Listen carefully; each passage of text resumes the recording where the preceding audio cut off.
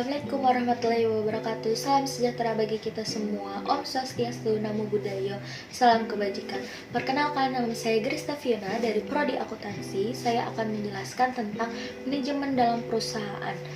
Nah, pengertian manajemen dalam perusahaan menurut George R. Terry adalah suatu proses di mana terjadinya perencanaan, pengorganisasian, pengarahan, terus kemudian pengendalian, pengawasan, hingga evaluasi untuk mencapai suatu tujuan tertentu.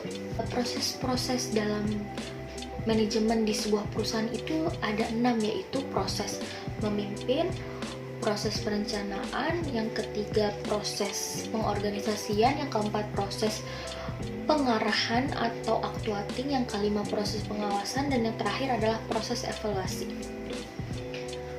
Lalu yang pertama itu memimpin atau leading itu apa ya? Leading adalah suatu tindakan seseorang untuk memimpin suatu perusahaan.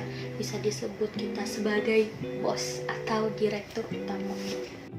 Nah, seorang pemimpin ini harus bisa ngapain sih? Yang pertama, harus bisa mengambil keputusan. Yang kedua, harus bisa melakukan komunikasi yang baik kepada semua karyawan dan staf-stafnya. Yang ketiga, memberikan motivasi kepada semua staf dan karyawannya. Yang keempat, yaitu menentukan sumber daya manusia untuk masuk ke suatu divisi tertentu. Dan yang terakhir adalah pengembangan sumber daya manusia di suatu perusahaan itu atau perusahaan yang sedang dipimpinnya. Proses fungsi yang kedua yaitu proses perencanaan atau planning. Perencanaan atau planning itu adalah suatu proses atau serangkaian penetapan tujuan perusahaan tersebut dan penentuan berbagai strategi yang akan digunakan pada perusahaan tersebut untuk mencapai tujuan yang diinginkan. Terus ada 4 tahapan dalam proses perencanaan. Yang pertama adalah menetapkan serangkaian tujuan.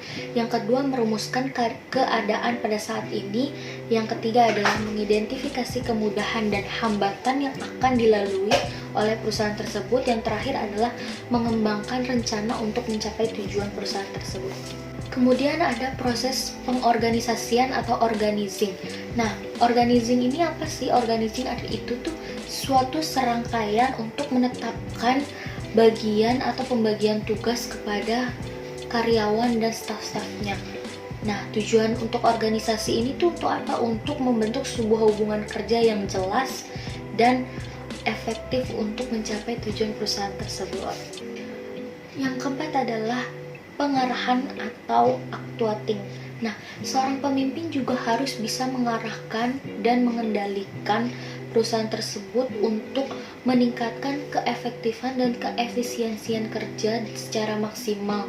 Jadi jangan sampai di suatu perusahaan divisi akunting dan divisi marketing itu tujuannya tuh gak sama gitu. Jadi yang akunting A sedangkan yang marketing B gitu.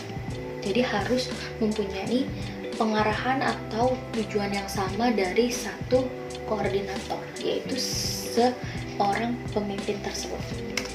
Nah, yang terakhir ada pengawasan atau controlling.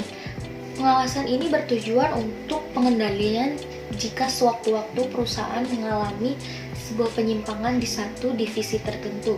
Nah, di sini seorang pemimpin harus bisa mengendalikan, menentukan keputusan, dan mengarahkan kepada para karyawan dan stafnya untuk memperbaiki penyimpangan tersebut. Nah, itu tadi adalah fungsi manajemen dalam perusahaan. Sekian dari saya.